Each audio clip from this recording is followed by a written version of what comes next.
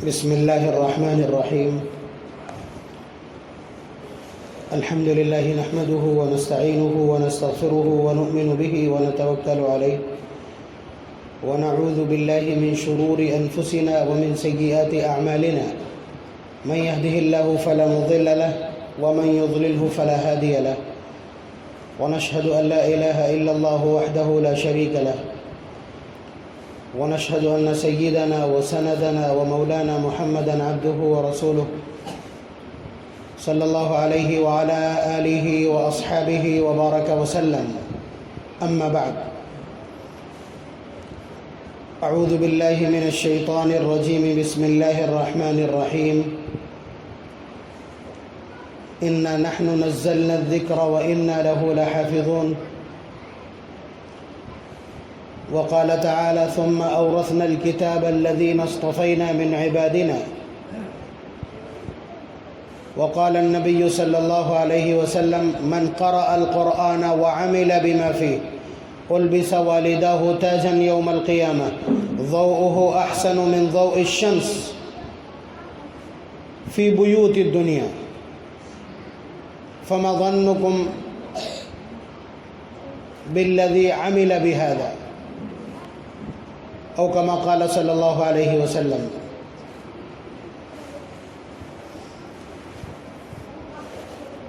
اللہ تبارک و تعالیٰ کا بڑا احسان، کرم، فضل اور عنایت کہ اس نے ختم قرآن کی مجلس میں شرکت کی سعادت ہم سب کو عنایت کی. بہت تیزی کے ساتھ ہم قرآن کریم سے دور ہو رہے ہیں. قرآن کریم کی اہمیت ہمارے دلوں سے نکلتی جا رہی.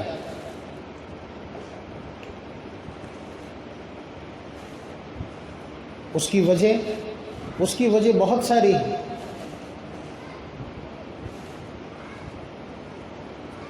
جن بچوں نے قرآن کریم حفظ مکمل کیا ہے، ان کے جو گھر کے لوگ ہیں، ان کے والدین یا ان کے جو سرپرست ہیں، ان کو بھی اس طرح کا فخر اور اعزاز محسوس نہیں ہو رہا کہ جس طرح کا ہونا چاہیے. اس جگہ پر اگر ان کا بچہ IAS ہو گیا ہوتا، PCS ہو گیا ہوتا، تو آپ دیکھ لیتے پوری جراری کی ہر گلی میں چونا پڑا ہوتا. جبکہ اس کا وہ رینک اور اس کا وہ جو قد ہے نا، وہ صرف 60 سال کی عمر تک ہے. اس کے بعد مکھیاں بھنکنے لگتی. جتنا بڑا ادھیکاری ہوگا، اس لیے کہ اس نے غرور و تمکنت کا اظہار کیا ہوگا اپنے دور اقتدار میں، اس لیے بعد میں اس کے آس پاس بھٹکنے والے اپنے رشتہ دار تک نہیں ہوتے. مطلب یہ ایک ایسی کڑوی سچائی ہے جس کے حقائق آپ کو زمین پر نظر آ جائیں گے. ورنہ آپ بتلائیے کتنے لوگ ہیں. ہم تو صبح گنگا کے پل کے اوپر ٹہلتے ہیں تو ہم دیکھتے ہیں کافی آٹا لیے ہوتے ہیں اور اس کے بعد گنگا میں ڈال رہے ہوتے ہیں. چونکہ گنگا کے کنارے رہتے ہیں، اس لیے پانی کا اندازہ ہے کہ کہاں پہ مچھلی ٹھہرتی ہے اور کہاں نہیں ٹھہرتی. آپ سمجھ رہے ہیں؟ پانی میں کہیں پہ آکسیجن زیادہ ہوتا ہے، مچھلی وہاں ٹھہرتی ہے. مچھلی کی الگ الگ نسلیں ہیں، الگ الگ مقام پہ ٹھہرتی ہیں. کبھی کبھی ایسی جگہ ڈالیں جہاں آٹا دکھ رہا ہوتا ہے. بس انہیں یہ محسوس ہوتا ہے، یہ فخر یا اعزاز یا اطمینان محسوس ہوتا ہے کہ ہم نے مچھلیوں کو کھانا کھلا دیا. اور احساس ہوتا ہے آدمی. کچھ لوگ وہیں پل کے اوپر بہت ساری چڑیاں ہیں، وہاں نمکین بکھیر دیتے ہیں، کبھی چاول بکھیر دیتے ہیں، چڑیاں کھا رہی ہیں، بہت فخر ہو رہا ان کو.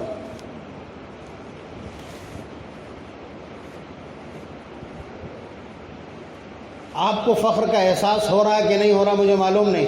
کچھ لوگ گلہری کو کھانا رکھ دیتے ہیں، کچھ لوگ پانی پیالے میں بھر کے رکھ دیتے ہیں گرمیوں میں کہ جانور پی لیں گے آ کر کے، اور اس کو بیان بھی کرتے ہیں. بڑا فخر اور اعزاز ہوتا ہے انہیں. لیکن کیا جراری والوں نے اپنے دل کو ٹٹول کر کے دیکھا کہ ان کے پاس ایسا سرچشمہ ہے کہ جس کے ذریعے سے وہ قرآن کریم کی تعلیم بانٹ رہے ہیں، وہ ہدایت کا سامان بانٹ رہے ہیں.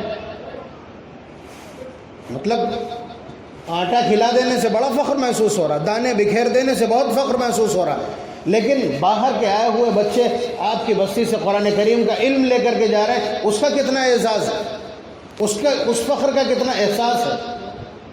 اگر اس فخر کا احساس ہوتا تو یہاں تل رکھنے کو جگہ نہیں ہونا چاہیے.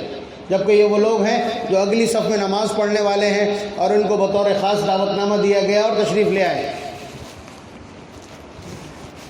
تو یہ میرے کہنے کا حاصل ہے، اور اس سلسلے میں آپ کا اگر رویہ یہی ہے جو میں نے عرض کیا کہ ہم قرآن کریم کے ساتھ بڑے اعزاز کے ساتھ وابستہ نہیں، تو پھر آپ ایک خطرناک مقدمے کا سامنا کرنے کے لیے تیار رہیے۔ مقدمات سے بہت ڈر لگتا ہے، فرضی مقدمات میں لوگوں کی جائیدادیں بک گئی اور لوگوں کو اٹیک پڑ گیا اور کچہری میں مر گئے، اس طرح کے واقعات آپ کے سامنے۔ لیکن آپ اندازہ کیجئے میدان محشر اللہ تبارک و تعالیٰ کی الوہیت کا جلال اپنے پیک اور شباب پر ہوگا۔ نبی اکرم صلی اللہ علیہ وسلم کے سوا انبیاء میں سے بھی کسی کی ہمت نہیں ہوگی کہ بار الہ کے سامنے چلے جائیں۔ ایسے وقت میں نبی اکرم صلی اللہ علیہ وسلم مقدمہ کر دیں گے اپنی امت کے کچھ افراد کے خلاف، جس کو قرآن نے نقل کیا پارہ نمبر 19 سورہ فرقان کی آیت، وقال الرسول، اللہ تعالیٰ خود فرما رہے کہ میرا رسول مقدمہ دائر کرے گا، میری بارگاہ میں کہے گا، کیا کہے گا؟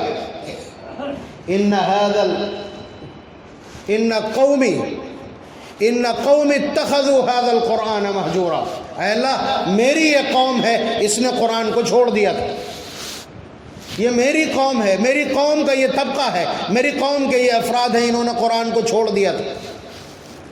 آپ یہ کہہ کر کے بچ نہیں جائیں گے کہ میرا بچہ تو قرآن پڑھا ہے۔ قرآن کے پڑھنے کا مطلب کیا ہے؟ قرآن کریم کے پڑھنے کا مطلب کیا ہے؟ اب ان باتوں کو سمجھنے کے لیے اس کے پس منظر کو محفوظ رکھنا ہوتا ہے۔ آپ اگر اس کو لیکچر سمجھ کے سنیں گے تو ظاہر سی بات ہے نہ مجھ سے بڑا کوئی بیوقوف ہے، نہ مجھ سے بڑا کوئی جاہل ہے۔ اگر آپ کا یہ کانسیپٹ کلیئر ہے، یعنی آپ کے ذہن میں یہ زمین، پلاٹ اور گراؤنڈ موجود ہے کہ ہم دنیا میں کچھ دن رہنے کے لیے آئے ہیں، اصل مقام، اصل منزل اور اصل گھر ہمارا کیا ہے؟ آخرت۔ ہم یہاں جو اعمال کریں گے ان کے نتائج کا سامنا ہمیں آخرت میں کرنا۔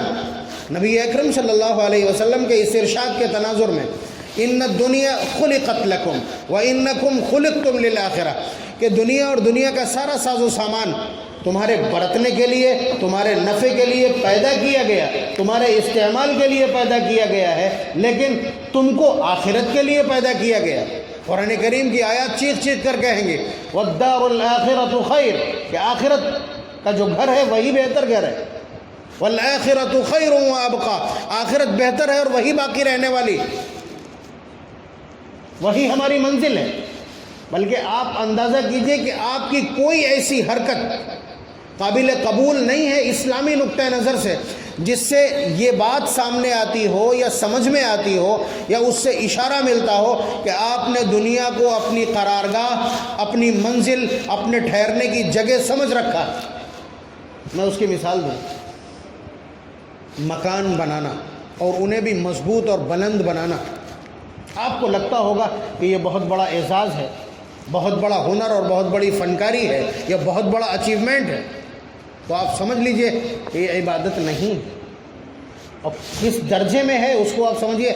آپ اپنے بچے کو چپل پہنا کے لائیں، ثواب ملے گا صدقے کا۔ بچے کو کھانا کھلا رہے ہیں، ثواب ملے گا۔ بچے کو کپڑے لا کے دیے، ثواب ملے گا۔ بچوں کی آسانی کے لیے نل لگوا دیا، ثواب ملے گا۔ لیکن آپ نے جو مکان بنا کے دیا ہے اس پر آپ کو کوئی اجر ملنے والا نہیں۔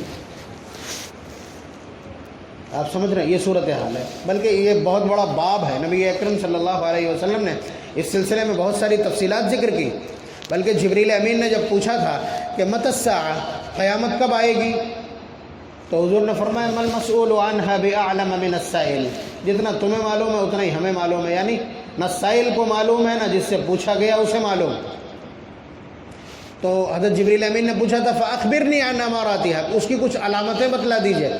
تو ان علامتوں میں سے ایک علامت بتلائی تھی ان ترى الحفاة العراة الغرلة رعاء الشاء يتطاولون في البنيان، کہ تم دیکھو گے گاؤں میں رہنے والے، ننگے پیر گھومنے والے، کبھی بکریاں چرانے والے اونچی اونچی عمارتیں بنانے لگے، اور وہ بھی مقابلے پہ اونچی اونچی عمارتیں بنانے لگے، تو سمجھ لینا قیامت قریب ہے۔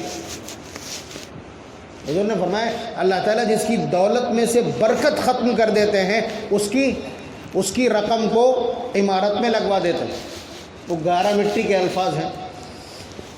تو اگر یہ بات ذہن میں ہو کہ ہم آخرت کی تیاری کے لیے ہیں اور ہم جو اعمال کر رہے ہیں ان سارے اعمال کا ہم کو حساب دینا ہے، اور ایک ایک عمل کا حساب اور ایک ایک لفظ کی بازپرس ہوگی۔ قرآن کریم نے ہمارے اوپر باقاعدہ سرویلانس ڈیوٹی لگا رکھی ہے۔ فرمایا وَإِنَّ عَلَيْكُمْ لَحَافِظِينَ، تمہارے اوپر ہمارے نگرانی کرنے والے موجود ہیں، کِرَامًا کاتبین، بزرگ و برتر ہیں لکھنے والے بھی، وَيُرْسِلُ عَلَيْكُمْ حَفَظًا، اللہ تبارک و تعالیٰ تمہاری نگہداشت رکھنے والے بھیجتے ہیں۔ مَا يَلْفِظُ مِنْ قَوْلٍ إِلَّا لَدَيْهِ رَقِيبٌ عَتِيدٌ، جو لفظ بھی تم بولتے ہو ہمارے لکھنے والے اس کو لکھ لیتے ہیں۔ تو اگر یہ سب کچھ ذہن میں ہو تب تو قرآن کریم کی اہمیت کی بات سمجھ میں آئے گی، ورنہ تو پھر کانوینٹ اسکولوں کے علاوہ آپ سمجھ رہے ہیں، یا اینتھونی اور دیگر جو انگلش میڈیم کے اسکولز ہیں ان کے سوا کوئی بات آپ کی سمجھ میں نہیں آئے۔ مسئلہ آخرت کا اگر سمجھ میں آ جائے کہ آخرت اصل ہے ہمارے لیے، تو پھر سب کچھ سمجھ میں آ جائے، سب کچھ سمجھ میں آ جائے۔ قرآن کریم کو اللہ تبارک و تعالیٰ نے اس کائنات میں سب سے زیادہ اہمیت بخشی ہے۔ مولانا تسلیم صاحب نے بھی یہ آیت پارہ نمبر 14 سورہ ہجر کی آپ کے سامنے تلاوت کی تھی، اِنَّا نَحْنُ نَزَّلْنَا الذِّكْرَ وَإِنَّا لَهُ لَحَافِظُونَ۔ یہ جو مدارس آپ کو جگہ جگہ دکھ رہے ہیں، یا آپ کو جو چھوٹے چھوٹے مکاتب یا ہر مسجد میں ایک کونے میں حافظ جی لیے بیٹھے ہیں، یہ ہماری کوشش نہیں، ہمارا کوئی نظام نہیں، اللہ تبارک و تعالیٰ کا برپا کیا ہوا نظام۔ فرمایا قرآن کو ہم نے اتارا ہے، ہم ہی اس کی حفاظت کریں گے، اور حفاظت کے لیے ان کے پاس مختلف طریقے۔ سب سے بہترین طریقہ یہ تھا کہ آسمان دنیا کے اوپر موٹا موٹا لکھ دیتے، قیامت تک کے لیے محفوظ ہو جاتا، لیکن اس میں ہمارے کردار کو کوئی دخل نہیں ہوتا، جبکہ اللہ تبارک و تعالیٰ نے اس کائنات کو ہمارے لیے بنایا، اور ہمیں اس لیے بنایا کہ ہم اللہ تبارک و تعالیٰ کا تعارف کروائیں۔ اللہ تعالیٰ کا ارشاد حدیث قدسی، کنت کنزا مخفیا، کہ میں تو ایک چھپا ہوا خزانہ تھا۔ یہ زمین نہیں تھی، صرف پانی تھا، اس کے اوپر اللہ تبارک و تعالیٰ کا عرش تھا۔ پارہ نمبر 12 کی پہلی آیت، وَكَانَ عَرْشُهُ عَلَى الْمَاءِ، کہ اللہ تعالیٰ کا عرش پانی پر تھا اور کچھ نہیں تھا۔ اللہ تعالیٰ فرماتے میرا جی چاہا، میں نے پسند کیا، میں نے چاہا، کنت کنزا مخفیا، میں ایک چھپا ہوا خزانہ تھا، فاحببت ان اعرف، میں نے چاہا کہ مجھے پہچانا جائے، فخلقت الخلق، اس لیے میں نے مخلوقات کو جنم دیا۔ اور ان مخلوقات کا سرمور کون ہے؟ ان مخلوقات میں سید اور سردار کون ہے؟ ظاہر سی بات ہے انسان، اسی کو اس کائنات کی خلافت بخشی اللہ تبارک و تعالیٰ نے۔ تو اللہ تبارک و تعالیٰ نے قرآن کریم کو محفوظ رکھنے کی ذمہ داری خود لی ہے۔ اب اس کے لیے جس چیز کا وہ استعمال کر لیں۔ اب دیکھیں نا، دوڑ لگی ہوئی، حکومت کو چاہیے ہے کہ اپنی پوری کانسٹیٹوئنسی میں سے ایک آدمی ہم کو دے دو، تاکہ سرکاری جو اسکیمیں ہیں وہ ہم اس کے حوالے کر دیا کریں، اور وہ پورے حلقے میں اس کو نافذ کر دیں، اسی کا نام ممبر آف پارلیمنٹ۔ تو اب اس کے لیے ہر آدمی لائن میں لگا ہے، کتنے آدمی لائن میں لگے ہیں۔ اے سی میں رہنے والے کس طرح دھول چاٹ رہے ہیں گلیوں میں، گلی کوچوں میں، آپ نے دیکھا ہوگا۔ تو یہی صورتحال ہے کہ اللہ تبارک و تعالیٰ نے قرآن کریم کو محفوظ رکھنے کے لیے اعلان کر دیا کہ یہ محفوظ رہے گا قیامت تک۔ اب اس کے لیے ہمارے سینے استعمال ہو جائیں، ہماری زمینیں استعمال ہو جائیں، ہمارا پیسہ استعمال ہو جائے، ہماری اولاد اور نسل استعمال ہو جائے، ہمارا حافظہ استعمال ہو جائے، ہماری زبانیں اور آنکھ استعمال ہو جائے، یا ہمارے لائے ہوئے سامان اور قرآن کریم یا کتابی شکل میں یہ چیزیں استعمال ہو جائیں، تو یہ ہمارے لیے بڑی سعادت کی بات ہے، فخر کی بات ہے۔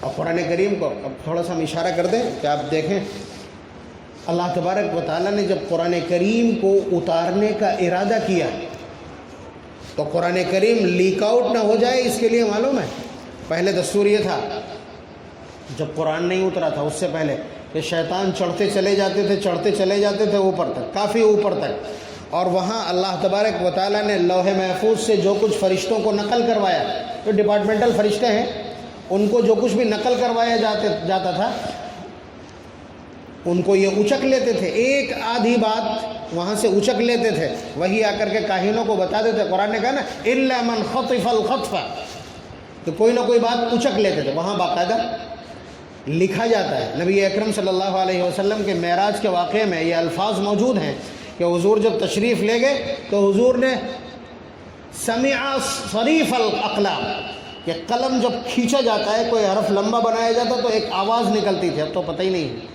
تو سب کچھ ریڈی میڈ ہے۔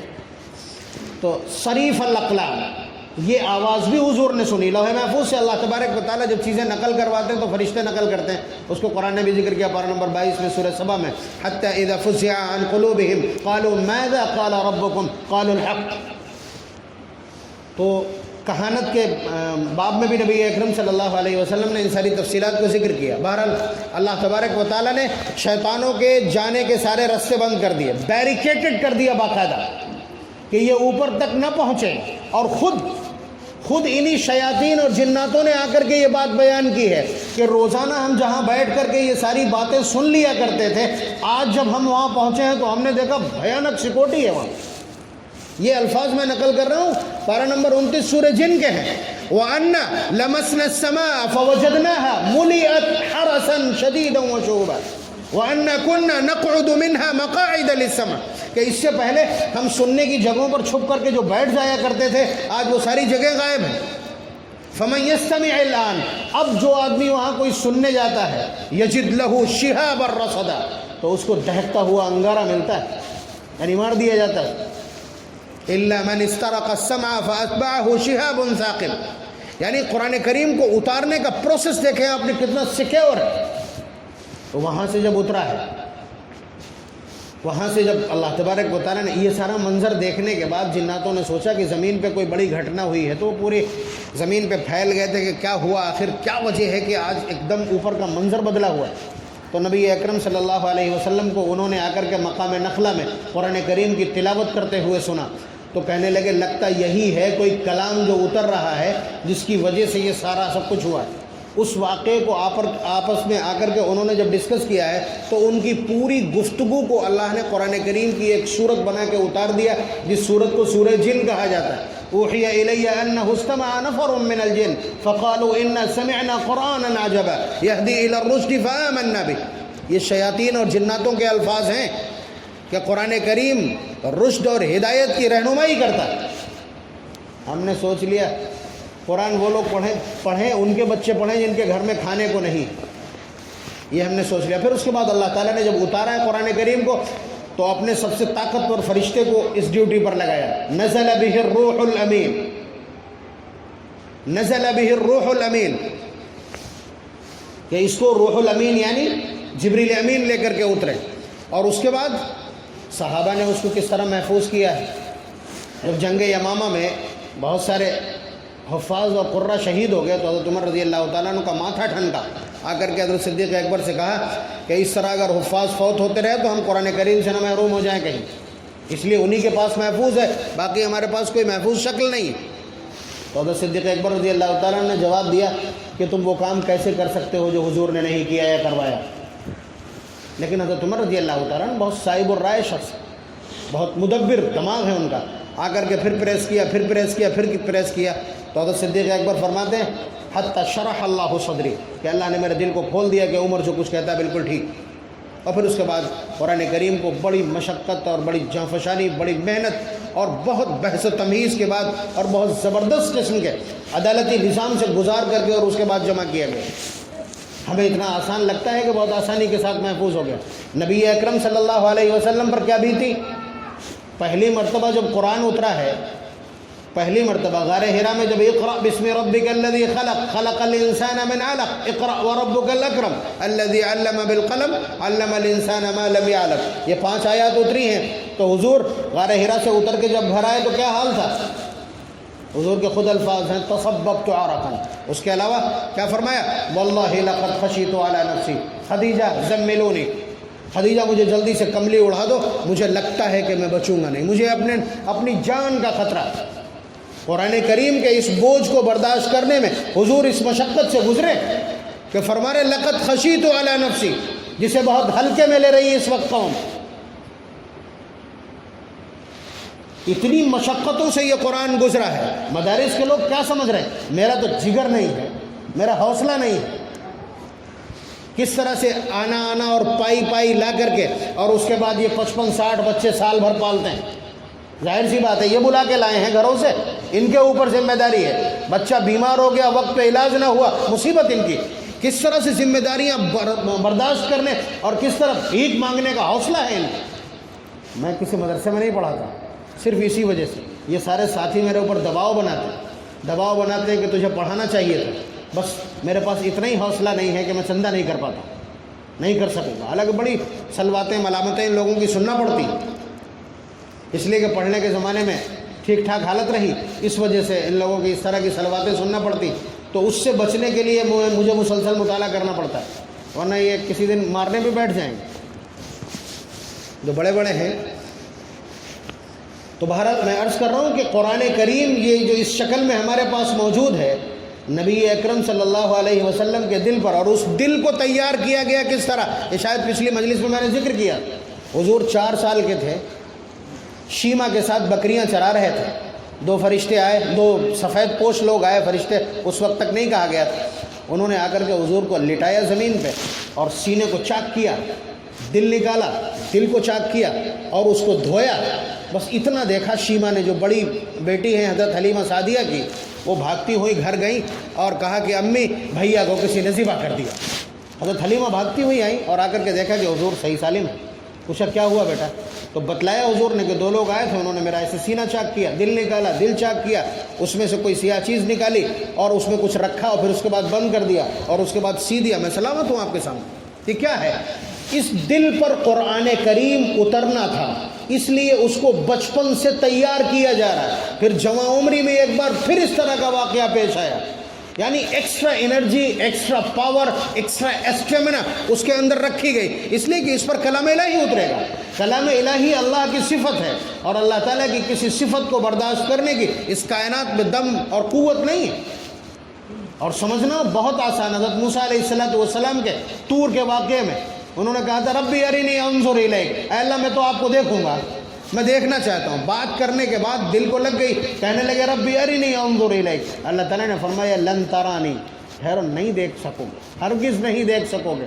لیکن محبت ہے یہاں اگر کوئی کال پھسل جاتی ہے کہیں اور آواز ذرا میٹھی ہو تو مصیبت ہو جاتی ہے، وہ تو اللہ تعالیٰ سے بات چیت ہے، اور وہ بھی اولو العزم پیغمبر، صاحب شریعت پیغمبر کی کیا ہوا ہوگا، ضد کر بیٹھے۔ اللہ تعالیٰ نے کہا کہ ادھر دیکھو، یہ پہاڑ طور سینہ تم سے زیادہ طاقتور اور تم سے زیادہ لمبا چوڑا اور جسامت والا ہے، اس پر میں اپنی تجلی ڈالتا ہوں، اگر یہ جگہ پہ رہ جائے تو تم مجھے دیکھ لو گے، اور اگر یہ سہ نہ سکے میری تجلی کو، میرے نور کو، میرے عکس کو، تو پھر تم بھی نہیں دیکھ سکو گے۔ فلما تجلی ربہ للجبل جعلہ دکا وخر موسیٰ صعقا، جب اللہ تعالیٰ نے ذرا سی تجلی ڈالی ہے وہ تو ریزہ ریزہ ہو گیا، پہاڑ ریزہ ریزہ ہو گیا۔ اس بھیاوہ منظر کو دیکھ کر کے حضرت موسیٰ علیہ السلام اور بے ہوش ہو گئے۔ فلما افاق، جب اٹھے ہیں، ہوش آیا، تو سب سے پہلے یہی کہا کہ اللہ میں نہیں دیکھتا، انا اول المؤمنین، بغیر دیکھے سب سے پہلے ایمان لانے والوں میں تو یہ قرآن کریم کلام ہے اللہ کا، اللہ تعالیٰ کی صفت ہے، مخلوق نہیں ہے، اللہ نے اسے پیدا نہیں کیا، اس کو ریسائٹ کیا، پروناؤنس کیا ہے، تلفظ کیا ہے اس کا، تو اس لیے یہ اللہ تبارک و تعالیٰ کی صفت ہے۔ برداشت کرنے کی ہمت نہیں تھی، حضور کے دل کو الگ سے طاقت دی، پھر اس دل پہ اتارا، پھر اس دل پہ اتارنے کے بعد جب وہاں سے ریفلیکٹ ہو کر کے آیا، جمال نبوت سے مل کر کے آیا ہے، تو اب ہمارا چھوٹا سا بچہ جو اپنی بات نہیں سمجھا سکتا، کلام الہی کھڑے ہو کر کے پورا پڑھ دے گا۔ یہ کمال ہے، یہ صدقہ ہے جناب محمد الرسول اللہ صلی اللہ علیہ وسلم کا۔ اس کو سمجھنا ہو بہت آسان ہے، ابھی اگلے مہینے دھوپ میں کھڑا ہونا آپ کے لیے دو بھر ہو جائے، سورج کی روشنی میں آپ نہیں کھڑے ہو سکتے، لیکن یہی سورج کی روشنی جب چاند پہ پڑتی، سائنٹیفک تھیوری ہے نا یہ، ویسے بھی سچائی یہی ہے کہ سورج کی روشنی چاند پہ پڑتی ہے، وہاں سے ریفلیکٹ ہو کر کے آتی، تو سورج کی روشنی جب چاند پہ پڑتی ہے، وہاں سے جب آتی ہے تو جی چاہتا ہے چاندنی میں بیٹھے رہیں، دل چاہتا ہے نا۔ وہی حال ہے کہ اگر براہ راست اترتا تو کائنات کا کوئی ذرہ نہیں بچتا، لیکن حضور کے دل پر اترا، وہاں سے جب ریفلیکٹ ہوا ہے تو پھر ہمارے لیے اتنا ایسا ہو گیا کہ اگر قرآن کو کلام الہی سمجھ کر کے سنیں گے تو مدہوش ہو جائیں گے۔ ایسے پڑھنے والے اور ایسے احساس والے لوگ موجود ہیں۔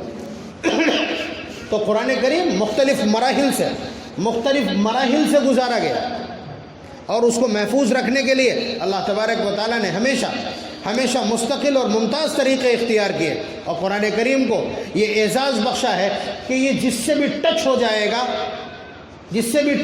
گا وہ چیز اپنے آپ سب سے اعلیٰ اور ممتاز ہو جائے گی، آؤٹ اسٹینڈ ہو جائے گی۔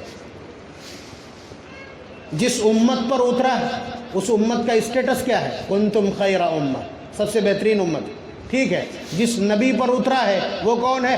انا سید ولد آدم یوم القیامت ولا فخر، یعنی نبی تمام انبیاء کا سردار، ٹھیک ہے۔ جو فرشتہ لے کر کے اترا ہے، ذی قوت عند ذی العرش مکین، انتہائی طاقتور فرشتہ ہے۔ جس شہر میں اترا ہے اس شہر کے بارے میں وَهَذَا الْبَلَدِ الْأَمِينَ، قسم ہے اس مامون شہر کی، وَأَنْتَ حِلٌّ بِهَذَا الْبَلَدِ، جس مہینے میں اترا ہے اس کا حال کیا ہے؟ ابھی سے دل تڑپ رہا ہے اس مہینے کو پانے کے لیے، رمضان المبارک میں۔ جس رات میں اترا ہے خیر من الف شہر، 1000 مہینے کی راتوں سے افضل۔ جس صدی میں اترا ہے خیر القرون قرنی، تمام صدیوں میں سب سے بہترین صدی میری صدی ہے، حضور کے الفاظ۔ جس طبقے کے لیے سب سے پہلے اترا ہے صحابہ، سرمور ہے انسانیت، خلاصہ ہے انسانیت کا۔ جس دل پہ اترے گا، جس دل کے اندر محفوظ ہو جائے گا، اس دل کے بارے میں حضور کے الفاظ دیکھیں، لو جعل القرآن فی اہاب ثم القی فی النار محترق، کہ اگر قرآن کو کسی کھال میں لپیٹ کے آگ میں ڈال دو گے تو جلے گا نہیں۔ مفہوم معلوم ہے کہ جس جسم کے اندر، جس دماغ اور دل کے اندر قرآن محفوظ ہو جائے گا اسے جہنم جلا نہیں سکے گی۔ جو لوگ اس قرآن کو پڑھنے اور پڑھانے میں لگ جائیں گے، حدیث کا ترجمہ لکھا خیرکم من تعلم القرآن وعلمہ، آپ کہتے ہوگے کہ کانوینٹ اسکول میں پڑھنے والے بچے بہت تیز ہوتے ہیں، جو لوگ انگلش میڈیم سے پڑھاتے ہیں وہ بہت قابل فخر ہیں، وہ اسٹوڈنٹ بہت قابل، بہت ٹیلنٹڈ ہوتے ہیں، ویل ٹو ڈو ہوتے ہیں۔ ہوا کرے، یہ آپ کی اپنی سمجھ اور آپ کا اپنا فیصلہ ہوگا کہ اپنے فیصلے کو جناب محمد الرسول اللہ صلی اللہ علیہ وسلم کے فیصلے کے متوازی قرار دینے کی غلطی کریں گے؟ حضور نے تو کہہ دیا خیرکم من تعلم القرآن وعلمہ، تم میں سب سے بہترین اسٹوڈنٹ وہ ہے جو قرآن پڑھے، تم میں بہترین ٹیچر وہ ہے جو قرآن پڑھائے۔ تو یہ سب چیزیں اتنی بری طرح سے اوجھل ہو گئی ہیں کہ انہیں اتنا پیچھے ڈال دیا۔ ہمارا لڑکا حافظ ہے، منہ بسور لیتے ہیں، ہمارا لڑکا عالم ہے، منہ بسور لیتے ہیں، پھٹی چپلیں پہنے ہوگا، ٹخنوں سے اونچا پاجامہ ہوگا، رسی جیب میں ہوگی۔ تو آپ یہ سمجھ لیجئے کہ دنیا میں جو لوگ اچھی حالت میں ہیں، یہی فرق ہے، آخرت میں اچھا رہنا ہے یا یہاں اچھا رہنا ہے۔ 99% حالات یہ ہیں کہ جو آدمی یہاں اچھی حالت میں ہے وہ وہاں بری حالت میں ہوگا۔ جو یہاں مالدار ہے مشکل میں پھنس جائے گا، عبد الرحمن ابن عوف، عمر ابن خطاب جیسے لوگ، عثمان غنی جیسے لوگ۔ روایات کی تفصیل میں جب جائیں گے تو پتہ چلے گا۔ حضرت عبداللہ ابن عمر رضی اللہ تعالیٰ نے 12 سال کے بعد خواب میں دیکھا والد کو، کہنے لگے اب فارغ ہوا ہوں اپنے آنے پائی کا حساب دے کر کے، جبکہ وہ شخصیت کہ خلافت کے زمانے میں جتنا اپنے اوپر خرچ کیا، جو کچھ 1000-2000 روپے درہم یا دینار، وہ سارے کے سارے اپنی جائیداد میں سے منہا کروا دیے۔ تب یہ حالات آپ کو لگتا ہوگا یہاں ٹھاٹ باٹ میں رہنے والے، یہاں پیٹ بھرنے والے وہاں بھکمری کا شکار ہوں گے۔ اشبعکم فی الدنیا اجوعکم فی الاخرہ، حضور کے الفاظ، تم نے یہاں کا پیٹ، دنیا کا پیٹ بھرا، آخرت کا بھکمری کا شکار ہوگا۔ یہاں کا روزے دار اس پیاس سے کبھی نہیں تڑپے گا۔ تو حالات یہ ہیں، اسی لیے نبی اکرم صلی اللہ علیہ وسلم، آپ کو اگر لگتا ہو کہ عابد جی بن گیا چونی کو ترسے گا یا مولانا ہو گیا، ٹھیک ہے آپ کو لگتا ہوگا، نبی اکرم صلی اللہ علیہ وسلم کی حالت کے مطابق اس کی حالت ہے کہ نہیں، بس اتنی گواہی دے دو، اس سے زیادہ کچھ نہیں چاہیے۔ کپڑے میں کلف لگا ہمارے نہیں لگا اس سے مطلب نہیں، ہماری چپلیں ٹکی ہوئی ہیں یا نہیں ہیں، جوتے کیسے ہیں اس سے مطلب نہیں، یہ کہہ دینا ان کی حالت ویسی ہی ہے جیسی حضور کی، وہاں بھی تو پیوند ہیں، جبکہ کائنات ان کے صدقے میں بنی ہے۔ حضور نے، اللہ تبارک و تعالیٰ نے اول وہلے میں، شروع دور میں کہا تھا کہ محمد صلی اللہ علیہ وسلم بتلائیے، یہ مکہ مکرمہ جو 4 بڑے بڑے پہاڑوں پر اور چھوٹی چھوٹی پہاڑیوں پر پوری وادی مشتمل ہے، میں ان سب کو سونے کا بنائے دیتا ہوں اور اس کا مالک آپ کو بنائے دیتا ہوں۔ حضور نے بیان کیا نا، بتلایا اس پوری رپورٹ کو، فرمایا عرض علی ربی ان یجعل لی بطحاء مکہ ذهبا فقلت لا یا رب، حضور نے فرمایا کہ نہیں اے اللہ نہیں، ولیکن اشبع یوما واجوع یوما، لیکن مجھے تو آپ ایسا بنا دیجئے کہ ایک دن میرا پیٹ بھر جائے اور ایک دن میں بھوکا تڑپوں۔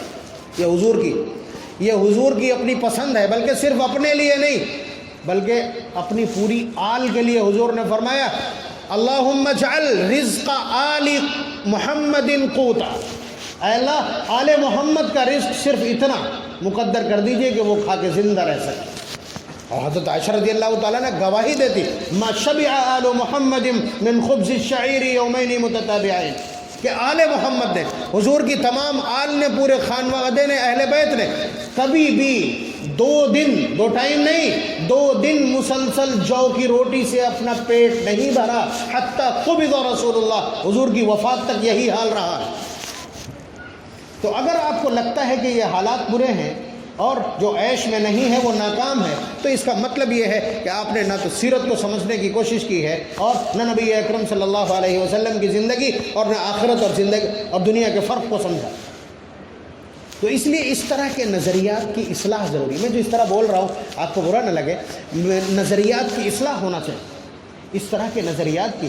ہم جو دور ہٹ رہے وہ کانسیپٹ مس کریں گے اگر کہ آخرت ہمارے لیے سب سے اہم ہے، تو پھر یہ ساری چیزیں اپنے آپ سمجھ میں آ جائیں گی۔ اور اگر یہ لگنے لگے کہ دنیا ہی سب کچھ ہے تو پھر ہماری شکلیں بھی بری لگیں گی کہ یہ دور تو وہ ہے کہ صبح اور شام ٹریم کیا جانا چاہیے یا داڑھی صاف کی جانا چاہیے، ان کی داڑھی لٹکی ہوئی ہے اور ان کے پاجامے ٹخنوں سے اونچے ہیں اور یہ اپڈیٹ نہیں رہتے ہیں، 1300 1400 1450 سال پرانی تہذیب و ثقافت کی بات کرتے ہیں، تو یہ سب کچھ سمجھ میں نہیں آئے گا، بڑا برا لگے گا کہ یہ تو پیچھے ڈھکیل رہے ہیں۔ یہ سمجھنا ہوگا کہ آخرت میں کس حالت کو اللہ تبارک و تعالیٰ یس کر دیں گے یا کس حالت کو قبول کر دیں گے، ایکسیپٹیبل کیا ہے۔ تو اس لیے یہ جو بچے جنہوں نے قرآن کریم کو پڑھ لیا ہے یہ چھوٹا موٹا اعزاز نہیں ہے، سب سے مشکل ڈگری اس دنیا کی ملنے والی سب سے مشکل ڈگری۔ پی ایچ ڈی ہو گیا، محنت کی تھی، لیکن اس کے بعد ہمیشہ ڈاکٹر کہلائے گا چاہے ایک لفظ نہ جانتا ہو۔